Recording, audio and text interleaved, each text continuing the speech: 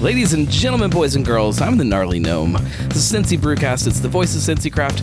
This is a really good one. This is, I feel like it's been a very long time since I've gotten to sit down. Not that this is a new brewery. You guys have been around for a few months at this point, but depending on how you look at it, this is a very new brewery for a lot of us. I'd say we're pretty new, yeah. And it's been a while since I've gotten to sit down in a new brewery and do a podcast, and I think they are my favorite shows to do because there's still so many people that have not been here that are excited about learning more about it, and I'm excited to learn a little bit more about it because it's new to me. I've only been here, I think, twice, so I'm excited to sit down and kind of figure out what Mellotone Brewing Company is all about.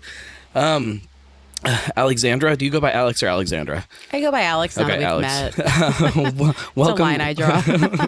welcome to the show. Thanks. Let's start really simple with this. If you can wrap up kind of the idea of Mellotone into one or two sentences, how would you describe it to people? Okay, so the bulk of my brewing background is in California. So I envisioned taking a California-style brew pub and opening it in Cincinnati.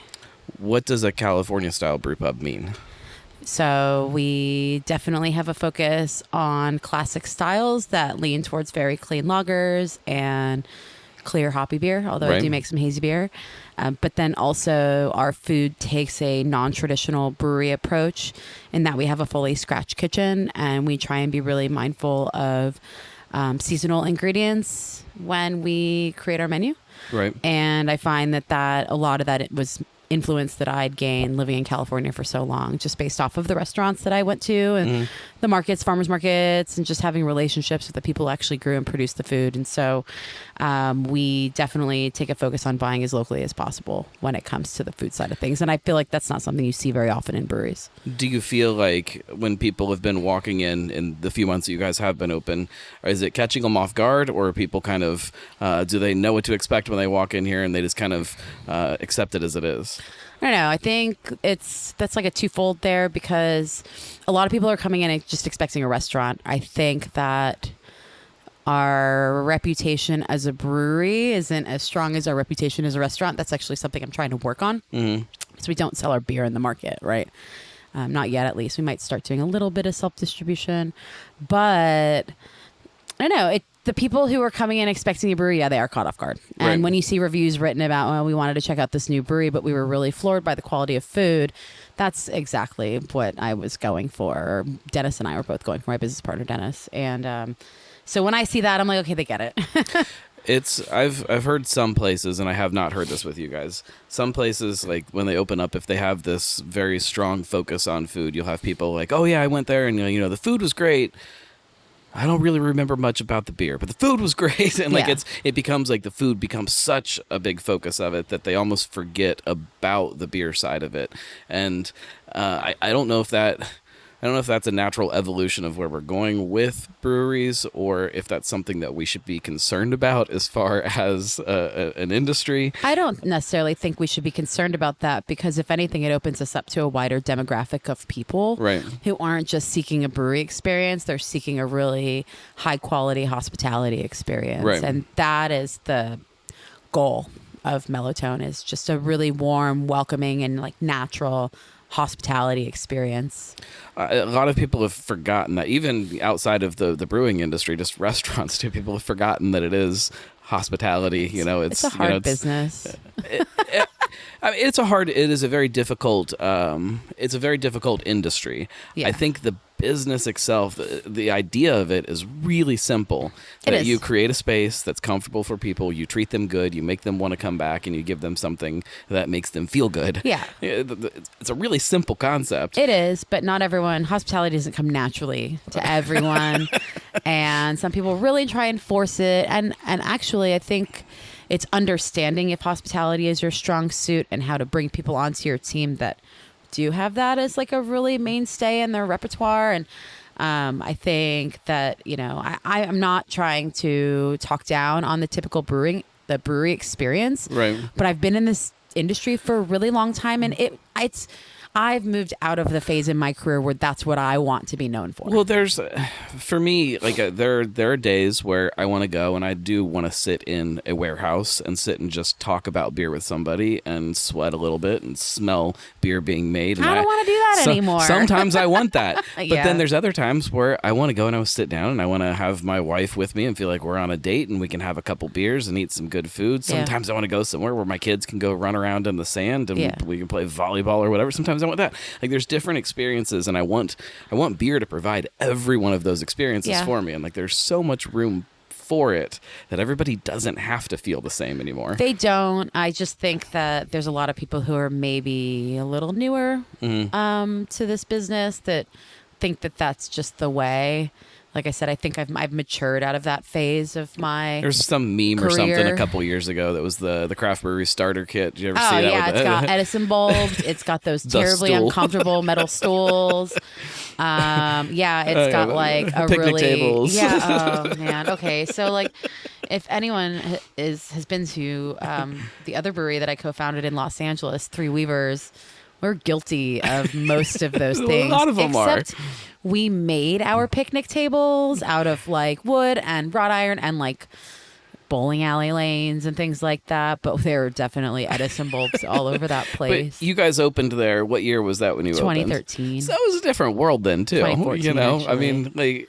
It was very, and it's in a warehouse and there's a loading dock. Like we built a patio on the loading dock, but it was a legit patio. And you were drinking inside my production space essentially. Sometimes I want that still. And maybe it's because there are fewer places like that now and it's a little harder to find them. Yeah. That maybe sometimes the nostalgia of it, I look for that. I think it's location dependent too. I mean, that's the only thing we really had access to in LA. It's an incredibly expensive city to find real estate and do business in general. And so really to open a brewery, you had to find a warehouse. There's a couple different roads I want to go down with that, but we need to drink a beer first because it is a craft beer podcast and people will get mad if I don't. This is the Helles. I'm sure it's got a name, right? It's called Mellotone Gold. Mellotone Gold, okay. Tell me a little bit about the beer. Tell me about the style a little bit if you don't mind, because I think that there's still a lot of people that don't understand Helles versus Pilsner versus American lager. Like, what are the differences between those? So the Helles is a Southern German style of beer. It's a Munich style Helles. And I try and channel Augustiner Helles when I was creating that beer, brewing that beer, and when I drink that beer. Some of my fondest memories of drinking beer come from the beer gardens that Augustiner has in Munich, and that beer is just so incredibly perfect. It's like uncomplicated at the surface, but they're not very easy to brew because there's nothing to hide behind. Right. It's literally one malt in there. It's Pilsner malt, and it's got one hop variety, and it's water, and it's yeast, and it's time. And so there's no room for error in any part of your process when making a beer like a Helles. So I like to think that ours is very good. It's fantastic. We lager for a very it's the beauty and the luxury of having a brew pub is that I don't need to sell beer into the market. I don't rely on distribution, and I can let beer sit in my tanks as long as I possibly want to. Right. And so that beer ideally gets 8 weeks lagering, and I know that there's going to be some brewers that are like, no, it's too long, but no, I challenge you, it is not too long. Try a beer at 4 weeks, 6 weeks, and 8 weeks. Matt Utter from High Grain will attest to this as well, but the time that you get with that beer makes it that beer. I have this like crazy desire in me to find a way that I can sit and I can actually try some of those, like the lagering time. I know that there's a lot of people using some other yeast to make their lagers that aren't real traditional lagers, and does it really make a difference? Could I tell? Decoction, does decoction matter? It does. You hear some people swear that it matters, and some people say no, it doesn't. Because they're probably not doing it right. And but as a drinker, there's no way for me to ever know. No. Like, I can try a beer from a place that decocts and lagers the proper amount of time, and I can try one that doesn't, and I can still chalk it up to other reasons that the beer might not be as good. And so, like, I want to be able to try that somehow, and I don't know how a brewery would ever do that for people or ever make sense to if they have more than one batch of lager in the tank, which a lot of breweries tend to, that they should be able to walk you through that. The first time I had that experience was at a brewery in the Czech Republic that did an 8-week lagering on their Czech Pilsner, And they let me try the 4, 6, and 8 week. And they're like, we lager for 8 weeks because it makes a difference. And this is why. Right. And they walked us through all of them. And it was clear that it needed that time. The yeast just needs that time to condition. And That's beer, a fantastic beer. Thank you. It's a labor of love. Well, and if I'm being completely honest, so when I first started kind of hearing about, this is not a dig at your brewing or anything like that, but when somebody says that somebody's going to come in and make a California style brew pub in Cincinnati, in my head is like, oh man, like, oh, we're just going to get a bunch of IPAs. We're going to get a bunch of West Coast IPAs, and that's exactly what we need today in craft beer.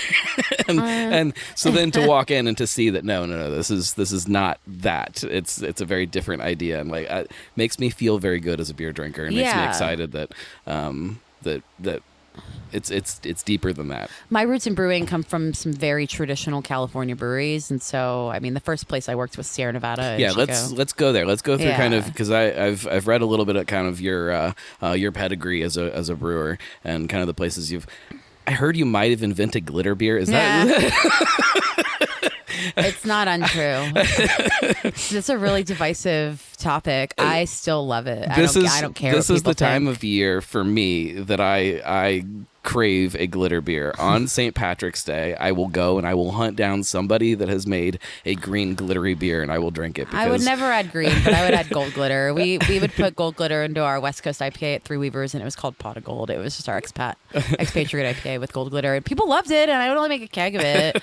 And I usually did it for special occasions or for things that were like related to charity, where that would like help generate attention and raise money. They're kind of a pain in the butt, right? Like you can't. It settles, and you got to make sure that That's why you don't make a lot of it. Right. You don't package it either. I don't think it's a pain in the ass. I think that as long as you use the right glitter and you know how to use it, it's fine. You might need to shake the keg a little bit, but if it's just on for a day, right, it's fine. Or you serve it at a beer festival. I do. I seek it out every St. Patrick's Day. There are a couple places that do green glittery beers that to me it fits with like the kind of the over the top. Whatever St. Patrick's Day has become in the United States. It's pretty wild. I can't think too. of a good name to a good word to kind of describe it, but it just fits that idea. And but also, I think that and people hate it so much. Some people hate it so much, and I laugh at them because, like, I think they take beer a little bit too seriously, and that's coming from someone who has made a career out of beer that still believes that it needs to be fun. Well, that is again another rabbit hole that I really want to dive down. Let's go. Let's take 2 steps back. Let's go. Kind of your story of how you got here. Yeah, so I took a brewing science course when I was in college in Florida, and decided instead of going to law school that I wanted to try and become a brewer. And so I just started applying. I went through the Brewers Associations. But your parents were really excited about that. You're right. Actually, my dad loved it. My sister loved it. My mom and my stepfather were very confused for a long time. But that's okay. You know, they were supportive of me and whatever I wanted to do. But they also told me if I failed, it was just up to me to pull myself out of that. But I got an internship at Sierra Nevada in Chico. So I moved from South Florida to Chico. And that's what got me to California. And so I did my internship there. I tried to get a full-time job. They didn't really offer me the kind of positions that I was looking for. So I decided to look elsewhere. This was this before North Carolina opened? Way before. Like, I don't even remember what year that was. North Carolina wasn't even a concept. Right. I got to Chico in 2008. Do you know when North Carolina? Oh, I don't even know when that opened. What year is it? 2025? I feel like it's been open for like 8 years, something like that. It's a beautiful place. I don't know. It is beautiful. Yeah. Time doesn't make sense anymore. Had the benefit of going there dipping there twice now. Oh. Incredible. But so I did my internship at Sierra. I ended up getting a job at Moylan's, which is a pretty old school brewery in Marin County. And I worked there for only 6 months. I worked in packaging and in the cellar. But the person in charge at that time just wasn't interested in advancing me at the rate that I wanted to be advanced. So I went and got a job at Drake's Brewing Company, which is in the San Francisco Bay Area, and they offered me a brewing position, all of the training. And that's where I like to say I really cut my teeth on production work, because I learned how to do everything there, and I learned how to work fast. I learned how to multitask. We were a very small team that grew really fast and ended up going from about 4,500 barrels to like 22,000. Wow. In the few years that I was there. So we're talking, this was like that crazy fast growth, the second wave growth of the brewing industry. And I got to see it like on the ground floor, working with some really incredible brewers in Northern California. And so that's kind of where I developed my style as a brewer, my appreciation for like the simplicity in ingredients. I got to brew a ton of different styles of beer working there, and that's what familiarized me with malt and hops. And I was also afforded the opportunity to take over the control of the quality of our supply chain, and that's where I started getting really involved in hops and like going to Yakima. Right. Doing selection and getting to know the farmers, which is still a really big part of my life and my career now. And from Drake's, I moved to Southern California. I got a job at a little brew pub called Kinetic that's no longer around, but it was such a cool spot. And that was my first job as a head brewer, where I was able to take over total creative control. Right. I won a couple medals at the Great American Beer Festival that year when, excuse me, when session IPAs were still in the session beer category. And I won for a Kolsch, which was awesome too, because I still love that style. But that's when I met Lynn Weaver of Three Weavers, and I left Kinetic to help her start Three Weavers, and Three Weavers just celebrated its 10th anniversary in 2024. I was there for like 8.5 years. I'm thinking of three other things that I like. This is my mind is splintering into all these different directions. Yeah. Let's like you can finish down this path really quickly, so because there's not much left after that. Three Weavers, I decided in 2021, the end of 2021, to leave. Right. My stepfather, who raised me, was ill, and I really didn't like the idea of being so far away from my family. Mm-hmm. So my mother, my stepfather, and a lot of my siblings are in the northern Kentucky and central Ohio area. And I made the decision to just move close to my family. And people are like, so you came back to Cincinnati? And I'm like, no, I've never lived here. My mom and stepfather didn't move here until about 10 years ago, but I had been visiting multiple times a year. Right. So I was familiar with the area. I have a lot of friends at Rhinegeist. My friend Chris Shields, who used to work at Rhinegeist, and his wife took me to Longfellow for the first time, and they're like ploy to try and get me to move here. This was like 6 years ago. And I was like, okay, like I think I could see myself living in this city. This is kind of cool. And anyway, they do take a little bit of credit for me moving here. But finally in like May of 2022, after spending some time in Vermont and Utah, I made the call to settle here. Did you know that you were gonna then start your own thing here, or was it like I'm just gonna, it was wherever I ended I've got up. ins in some great breweries. I could just go work somewhere else. No, working for someone else at a brewery was never going to be a part of the plan. I've enjoyed what I've learned. You don't want to go brew truth every day? I think if it got down to it, like I would have taken a job in a production role, but I really enjoy it, and I probably could have used like keeping my honing my production skills back up. But no, I've been working for a hop farm since before leaving Three Weavers. I just kind of went full time with the farm to be able to pay my bills. But and I really love working for that farm. It keeps me very close to the hop industry. But no, I knew that whatever city I decided to settle in, that I would be opening a brewery in that city. I just didn't know that it was going to be Cincinnati. Right. But I'm happy that it is. Well, it's a good city to have you. Yeah, we're definitely grateful to have you. Yeah, it's been great so far. So again, kind of taking another step back again, we were talking about kind of the idea of glitter beer and kind of the not taking beer seriously, and then you've got this other side of your personality that takes things extremely seriously with beer. Like there's some people that kind of half-ass some things and make okay beer doing that. So they don't pay attention to the history of a style or what it's supposed to be or the right way to do it. They just get by. Yeah. And it seems like you've got this really strong focus on that serious side of beer. And then you'll put glitter in it too, and make it sparkly and pink, and put glitter in like really good beer too, because the glitter doesn't impact the flavor; right. It just feeds your eyes. I don't understand why people hate glitter beer so much. Who will happily drink a hazy IPA that they drink because mostly of the appearance of that hazy IPA. I mean, obviously the flavor and the character too, but at first it was purely a thing of like looking at the beer. So I don't know. I think that I am incredibly serious about what I do as a vocation because it's my life, it's my reputation. I've put a lot of time and into what I do, and I'm passionate about brewing, the entire life cycle of brewing, the entire like business life cycle of brewing. And so I don't really half-ass anything in my life. But one thing about me is I do love a good gimmick. Like if Right. it's a good gimmick and it makes sense, I am all for it. I love that. Yeah, and so that's I think where the glitter beer plays in. I feel like there's so few people that get that at the end of the day, like, yes, this beer is a very serious thing, and It's this just industry beer, is great, though. but it's also just beer. Like Yeah. if you've got a problem sitting down at a bar one night and open up a High Life, you need to rethink like why you're doing what you do. Exactly. And like there are still so many people that just take it too seriously. I know, and look, like I make 100% of my living from beer. Right. I do take it very seriously. I love that. I love those. I love that the two sides of it. And like there are plenty of people that, and you mentioned Utter up at High Grain. Like he's a great example of it, of somebody that gets the two different Yep. sides of it. And like I appreciate people like that so much, and that's what this industry needs more of. And Yeah. for some reason we've just gotten a little stuffy. It used to be like Lots of stuffy people with just very big opinions. People would talk about the difference between beer and wine, and that wine had gotten too full of itself, and that it was not friendly to people kind of coming into, and that was what made beer so great. And then over time, beer just kind of starts getting closer and closer to that, and it's like, man, what are we doing? Like, how do we get to this place? With Three Weavers, we did a lot of beer releases. We made a lot of beer there, but I always believed in the idea of accessibility.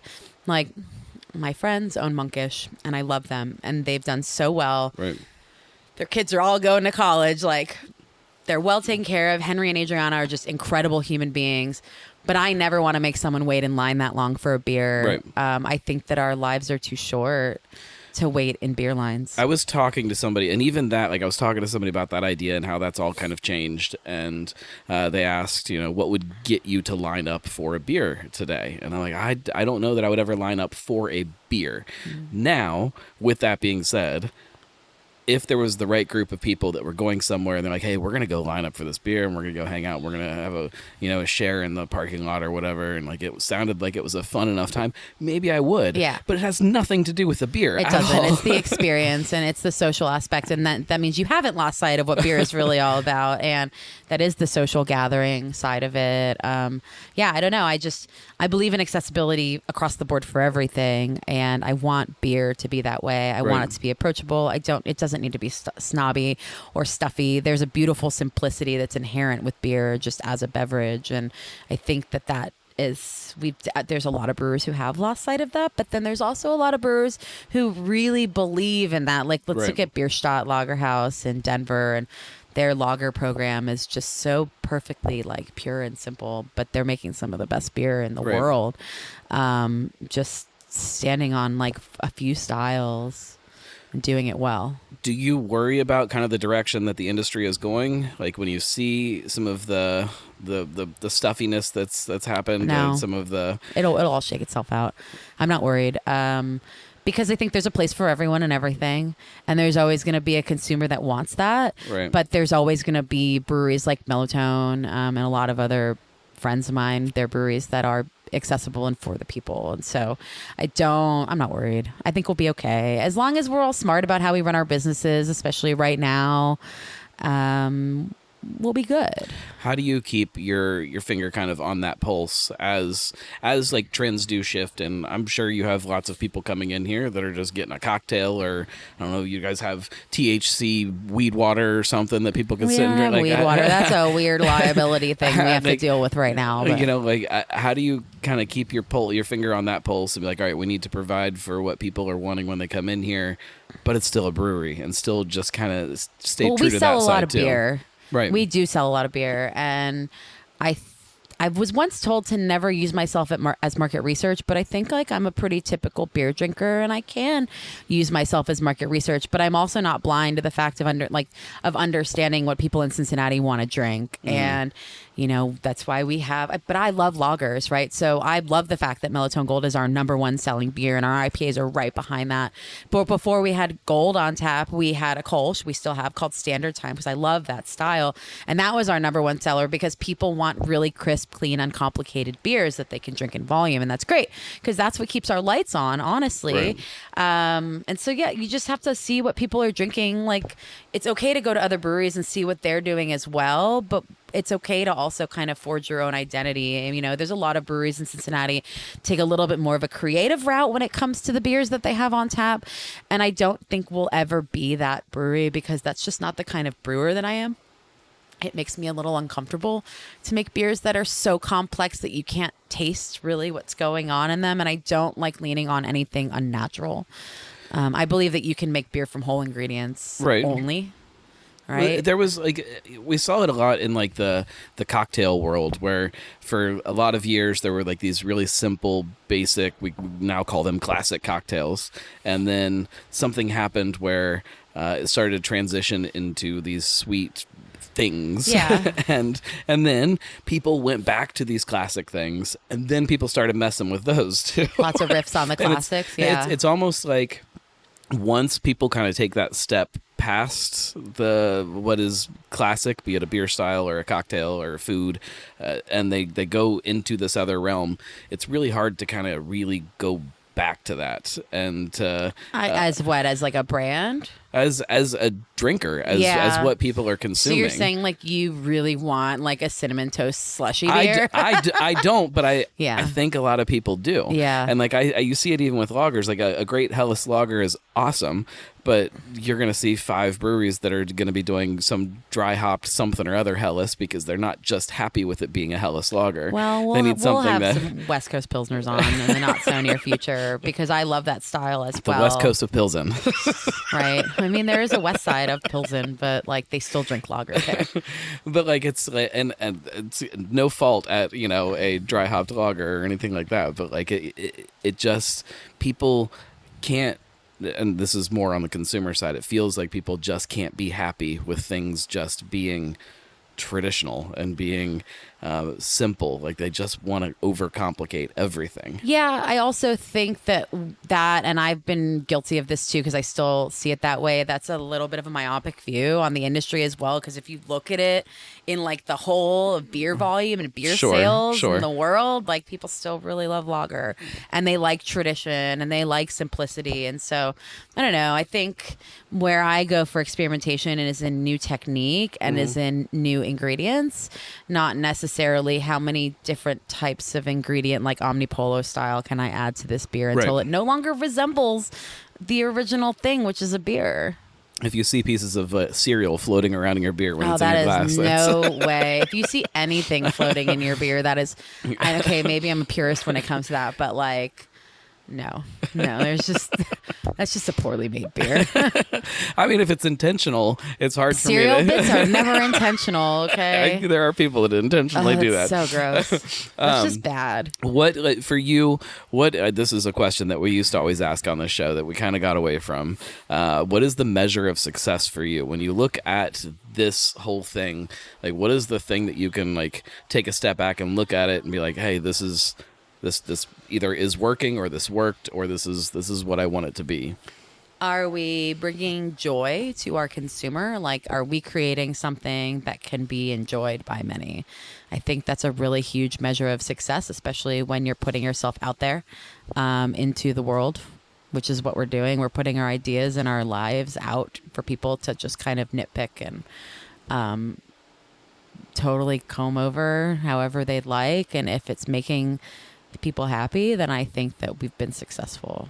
Obviously on the business side, if we're keeping our lights on and paying our bills and stuff like that, then that's the measure of business success. But I didn't get into beer to feel taxed by my career. And really the decision to open a brew pub was keeping it small so that it stayed fun.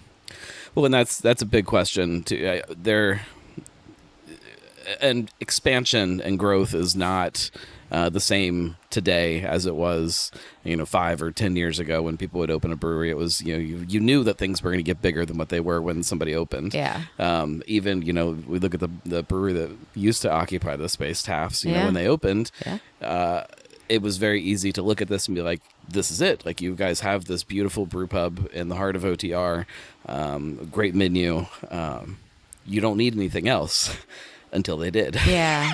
There's a very different time. And so we used to always ask, how big is too big for a brewery? And, you mentioned that you might self-distro at some point. I've got like 10 bars that I want to sell to. Yeah, it's not like you're going to be on shelves all around town and you're going to be, dominating tap handles from one side of the city to the other. It's literally just a place to kind of let people know that you're here. I want Mellotone Gold on tap at Binsky's.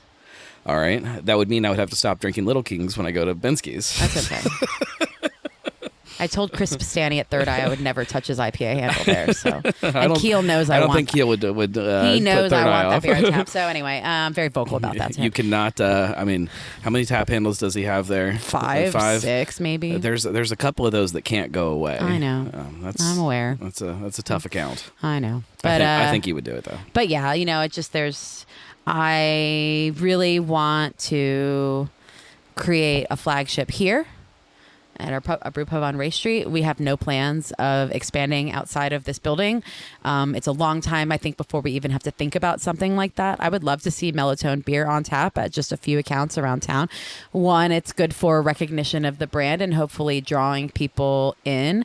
2, it's a nice way to move a little bit of volume so that we turn over beer faster here. But 3, I really love what we're doing.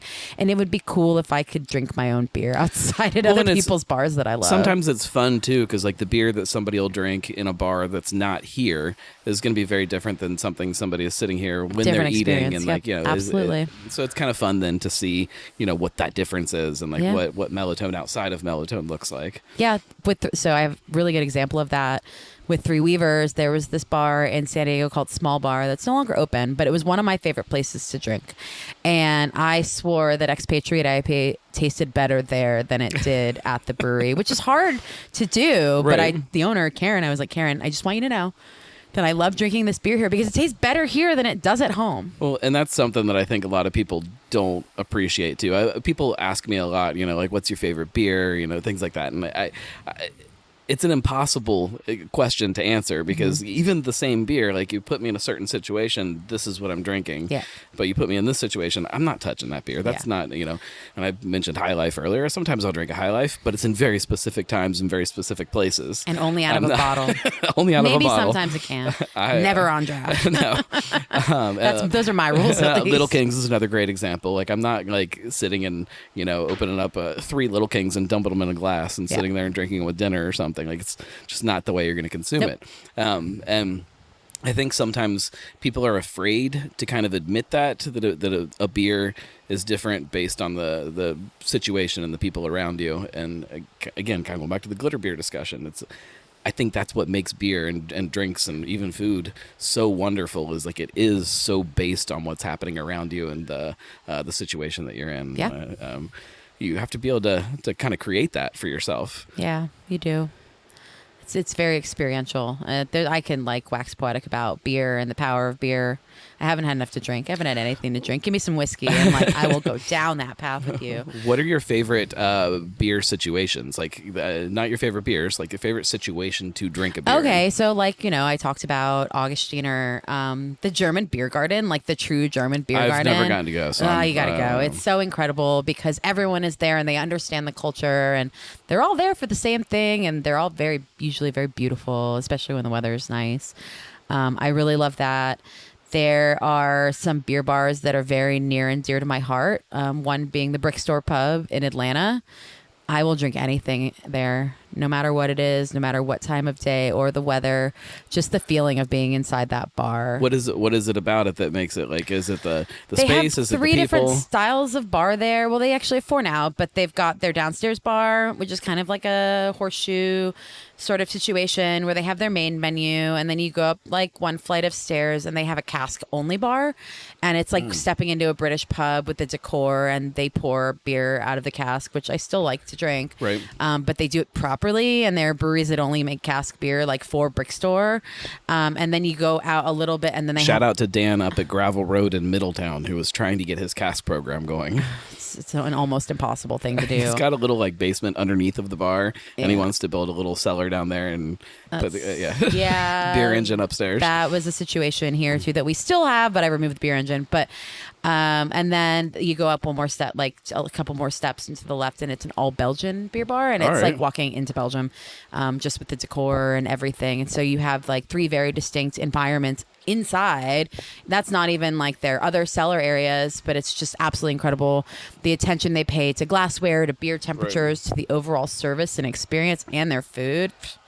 So good. That sounds great. It's really great. I love that place. But then also, I don't know, I think there's a lot of just experiences with family and friends where it doesn't really matter, but just the social aspect of just drinking beer and just shooting the shit with your friends and family is one of my favorite things to do. Well, and that's, drinks in general, the obviously they're, the social,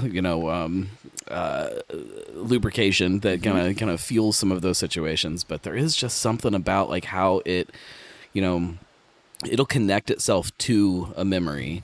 And food does it a little bit, but not to me in the same way that a drink does. It just it connects to a time and a place and what you were doing. And so then any time that you find yourself in something similar to that and you're drinking it, like it immediately brings it positive, back up. And I love it. We every Christmas Eve we drink Manhattans. Nice. And like it just becomes this thing now that connects. Anytime I have a Manhattan, it'll take my mind back to Christmas Eve. Yeah, and that's really awesome. It's just such a wonderful way to kind of allow yourself to kind of recall some of those things that can get lost otherwise. Yep. What are some of the you kind of have mentioned you don't love some of the trends that happen in beer, some of the kind of the trend chasing, I guess, that is happening in beer.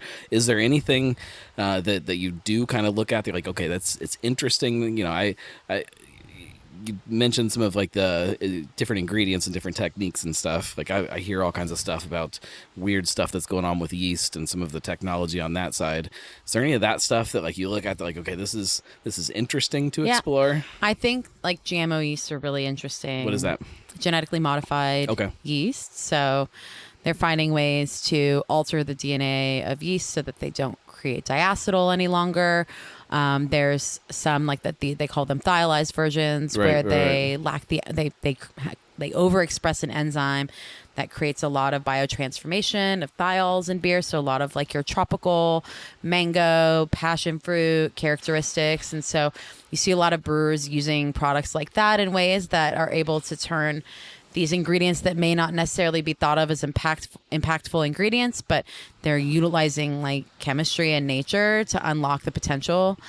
So I love that. I think it's rooted in science, and that like feeds the nerd side of my brain. I love what's happening in hop products. There's an extract company right now called Abstracts that has their roots in cannabis, and they're taking the cannabis extraction route on hops and creating these really clean, pure, beautiful hop extracts that just play really, really well in beer. And so it's just, there was one point in my career where I would not recognize the person talking now. That's what strikes me about you is like you have these two very distinct sides of your personality where, on one hand, you'll lean really hard into tradition and what that is. And then they're like, yeah, but this is really cool too. It's tradition, but with also making the best beer possible. And like a lot of these things weren't available in like the 1800s, 1700s, 1600s, right?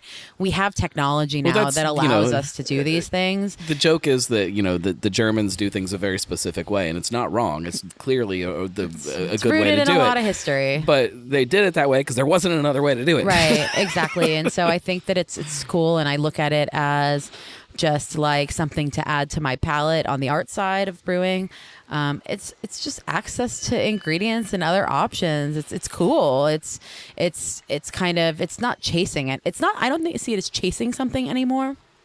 I see it as just further experimentation and expansion of our minds and our palates of what beer. I think that's a healthy way to look at it. Yeah. I do know that there are definitely people that are, the reason that they're experimenting is because they just want to be the first person to do something so that they can be on to something before everybody else. Yeah. And they see that as some kind of road to some kind of long-term success. Yeah, and it's not. I think they've lost sight of the art of beer. But I don't know. There's really cool ingredients that are coming out. I am still a purist, so I'm talking about like hop ingredients, right? Like just hop products. But any sort of like new heirloom barley variety. I love checking out stuff that's as local as possible. Unfortunately, in Ohio, like we're pretty limited on what you can actually get for local brewing ingredients. I really want to make a pawpaw beer this year because that is very Ohio. Sure. And participate in High Grain's Ohio Fresh Hop Beer Festival and make some Ohio Fresh Hop beers. Last year's Fresh Hop Festival was amazing. It has finally hit that point where there were more fresh hop beers in one spot than I think I've ever seen in one spot, especially here in Ohio. Yeah, of course. Oh, it was wonderful. Yeah, and so I think there's a lot to be said for things like that and just kind of rooting into this area. Now, if you asked me 5 years ago, if I would ever be an Ohio brewer, and I would laugh because I'm like, what do you mean? I'm never leaving California. But here I am. And so I'm proud to be here, and I'm proud to kind of see what I can do just here in my new home. Well, we're definitely happy to have you in town.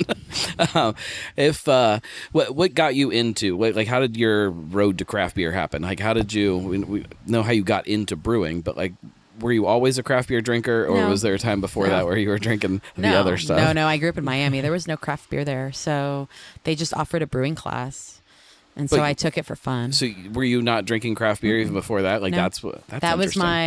That's what opened my mind to like this small craft industry, and just to the art and science of brewing, and that's where it was. I was never a home brewer. I got a job, so I'm one of the few that never really. There's more, especially here in Cincinnati with Cincinnati State. Like there are a lot of people that don't start home brewing. Nope. They dive right into the industry via I got school. I got a job, and I learned from professionals, which I think is really cool.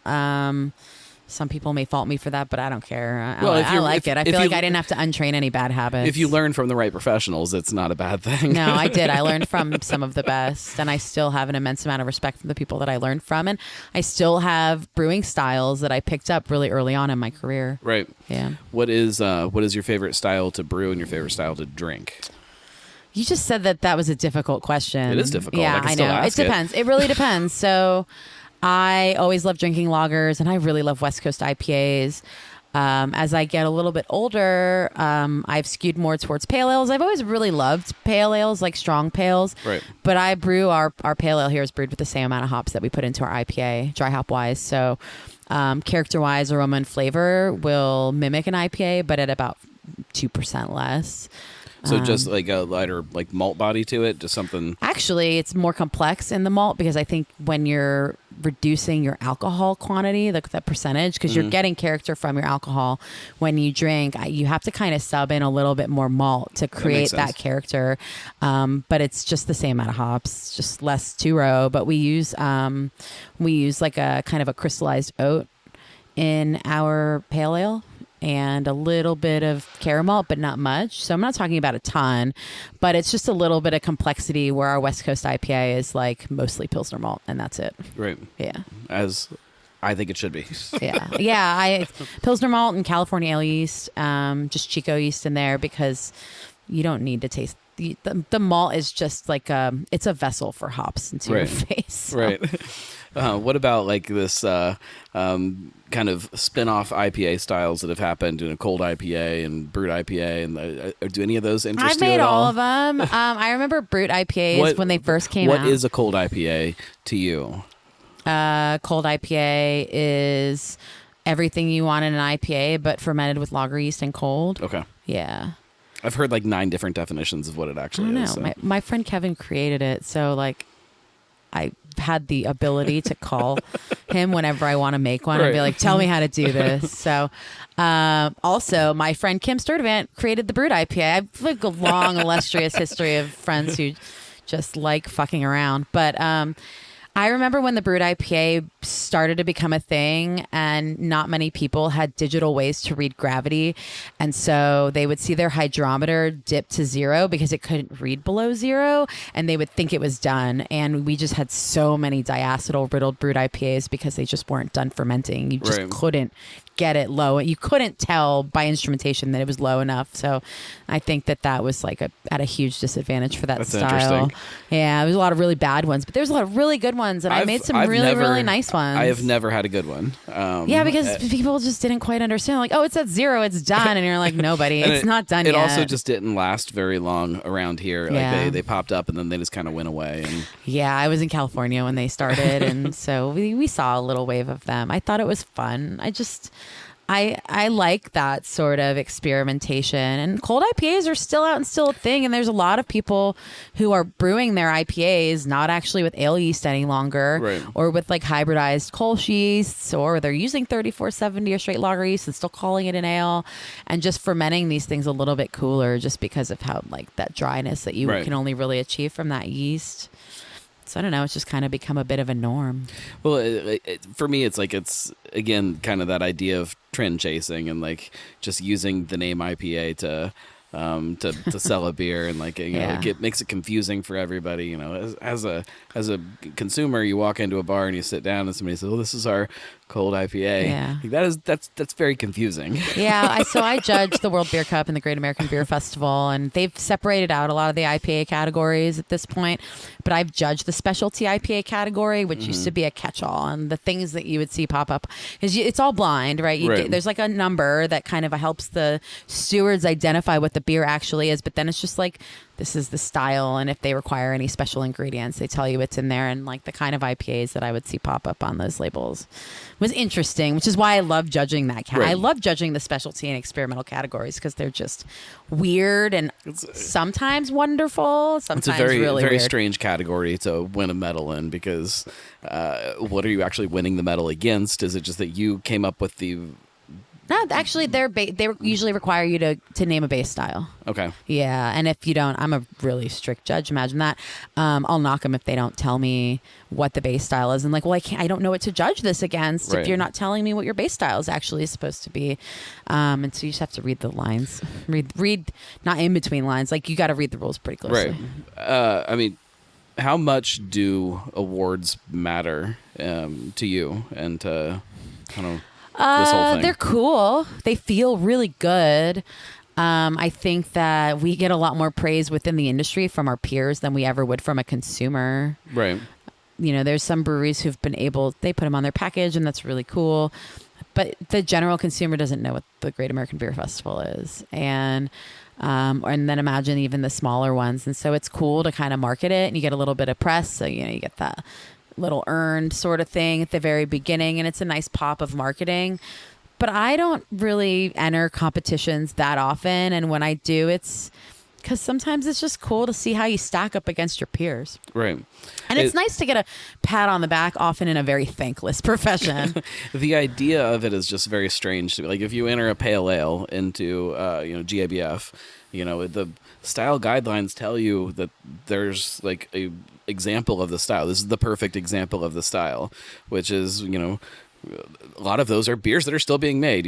Sierra Nevada Pale Ale is a pale ale. Yeah. Like, if you want a perfect pale ale, that's what it's supposed to look like and taste like. They've actually done a really good job of separating out those categories, and so they will have like New Zealand or like West Coast or international. Right.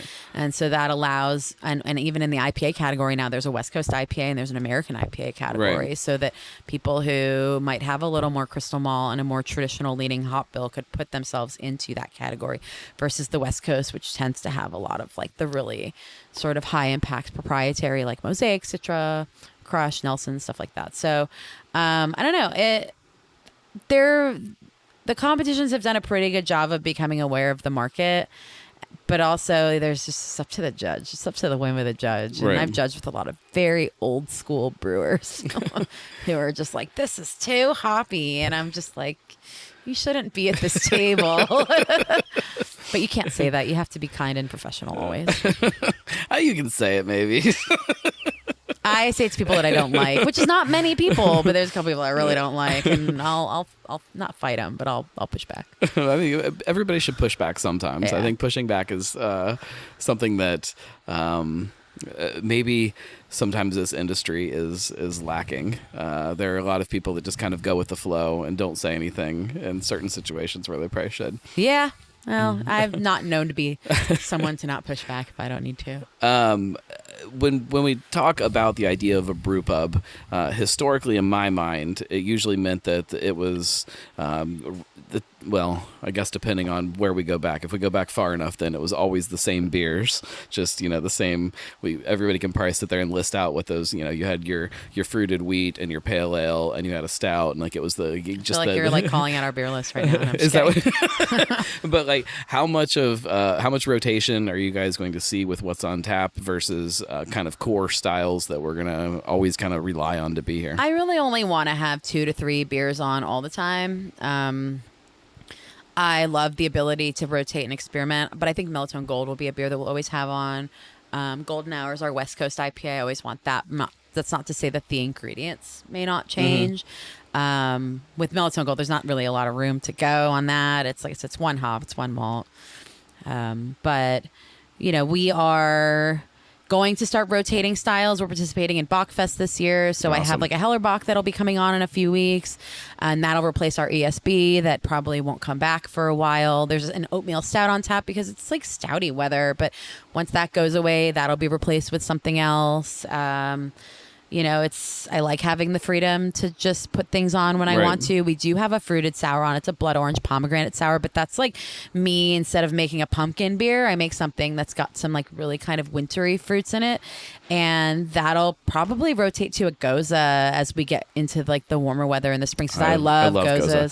And it's always interesting to taste what people's interpretation of Goza is too. How much salt, how sour. Yeah, I've been in Leipzig. I've drank the traditional. But Gozas. even there, like that style went away. Yeah, and there's very few places that still make it. Like I think they found some guy that supposedly used to work there or something, and asked him what it tasted like, and he kind of recreated the recipe for him. But they were just trusting like one guy and what he said it was. Yeah, and then everything got built off of that, and then pretty much. And that's and I just. So, like, people were always asking, like, so, are you going to be a German-style brewery in a German city? Are you going to have schnitzel on your menu? And I'm like, no. But I will pay tribute to the fact that Cincinnati is a German city. And so we will have German-style beers on. And when I make them, I would like to make the Germans proud that this is what I'm saying as these styles that really came from origins in their country. And so I can't wait to brew, like, a really good Goza here. I'm all about that. Yeah. And so... the one thing that I think we lack right now that we're changing soon is our hours. And so we are not open for lunch yet. And when I think brew pub, I think something that's open all day, every day, that you can always show up and grab a meal and grab a pint. You can hang out with your friends. And so we do start serving lunch the very beginning of March. We just started brunch last weekend. And so once we get to that and we're open like 6 days, not on Mondays. Sorry, Cincinnati. No one's open on Monday. There's some places. There's a few places open on Monday, but it's not Mellotone. But once we're to that all day model, I think that's when I will be like, okay, we're doing it. This is a brew pub. And that's when it'll start feeling more like the brewery that I want it to be. Like, I want you to be able to come in whenever you want. Right. And know that we're open for you. Right. How has the reaction been with people? Like, are people walking in expecting just a reimagining of Taft's, or do people get it?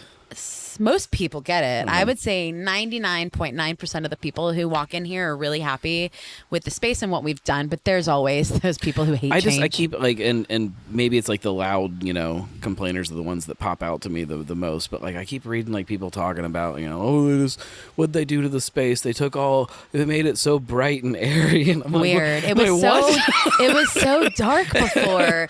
It was dark and it had like purple paisley wallpaper everywhere, and it just wasn't my aesthetic. And not Dennis's aesthetic either. So the two of us coming in as business partners, taking a huge financial risk on this Sure. property, like we're gonna make it what we want it to be. Like we put our names and our put our assets behind this place, and so there's a lot on the line for both of us, and neither one of us had the same aesthetic as Taft's, and I don't think that we wanted to be Taft's 2.0. There needed to be a very remarkable difference between both businesses, and that's okay because that's who we both are as people, and neither one of us were into the church vibe.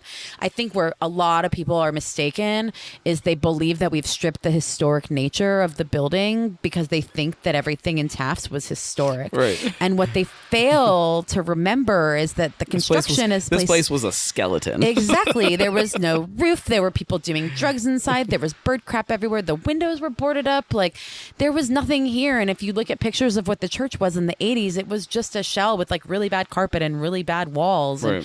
And so, like, I like to ask people if they wonder what our kitchen looked like in the 1800s, like, and they're like, "Oh, that's a good point." And I was like, "Right, none of this is historic. The shell of the building, the masonry is historic. You go into our basement, there's some really old brick, but there's also a lot of concrete block and new concrete floors that Taft's did. Like, this was part of the remodel with 3CDC, and so we catch some flack for removing the historic nature of the building when we've actually kept everything that was historic. There's still a mural of St. Paul that we're not touching. There's bricks, but all the windows were new. Everything is new. We just remodeled it, and we didn't even actually do that much. We rebuilt the bar on the second floor.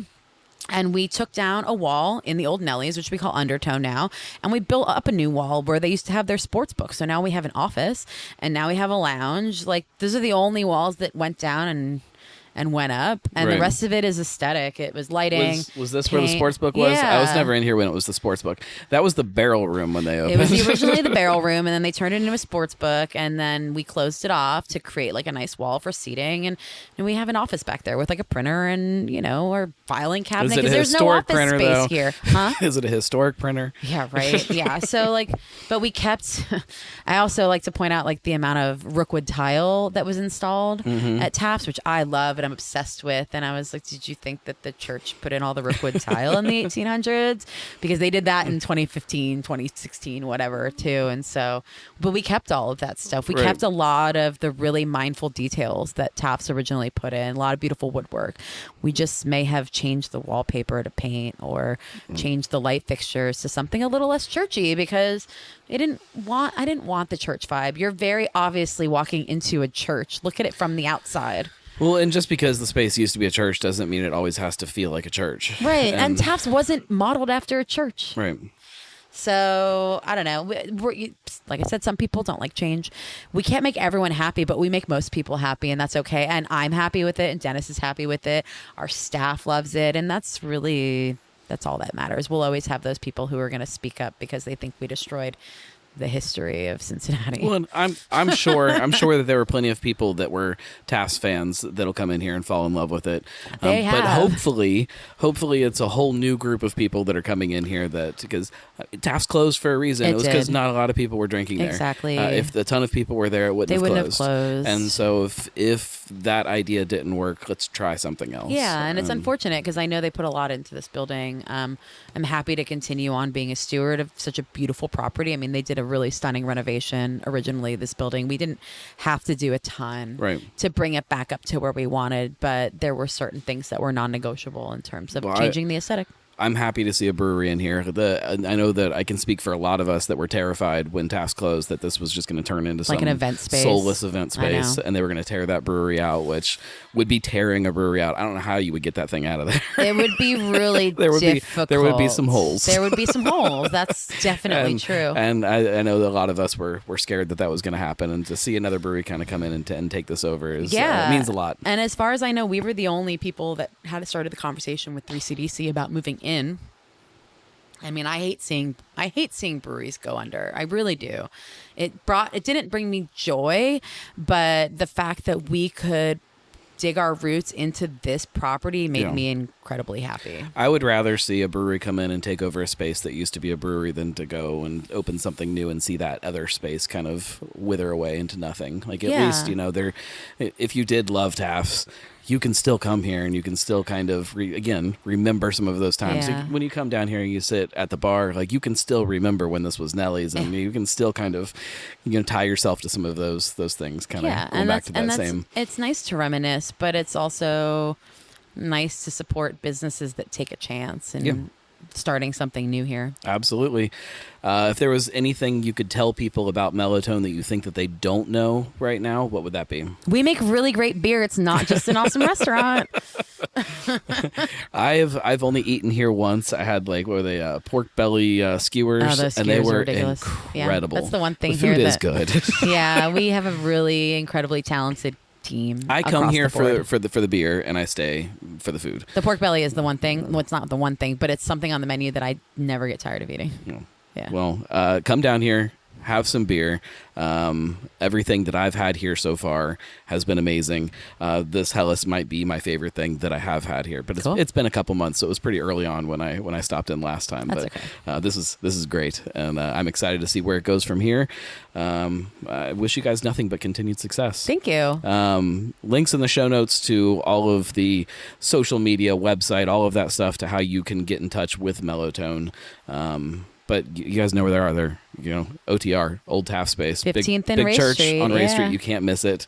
Plenty of parking on the street, and Washington Park is just right around the corner, and there's an entire garage underneath of there if you don't know. For all of you, spots. for everybody that likes to complain about parking, you don't have to. We do have parking. You just have to pay for it. So I appreciate you sitting down with me and making the time. And thanks for the invite. Oh, of course. We'll be back next week, and I don't know who we're talking to because I don't have my calendar in front of me, but it's going to be good. I can promise you that. If you like this show, if you like any of the stuff that I do, you know that you can always go to thegnarlygnome.com/support and support that way. You can join for free, and you get all kinds of exclusive stuff that way. But you can also pay money, and you get even more things, including swag. And also, you get to know that my wife is happy with me because you're paying. We'll see you guys next week. Cincy Brewcast. It's the voice of Cincy Craft.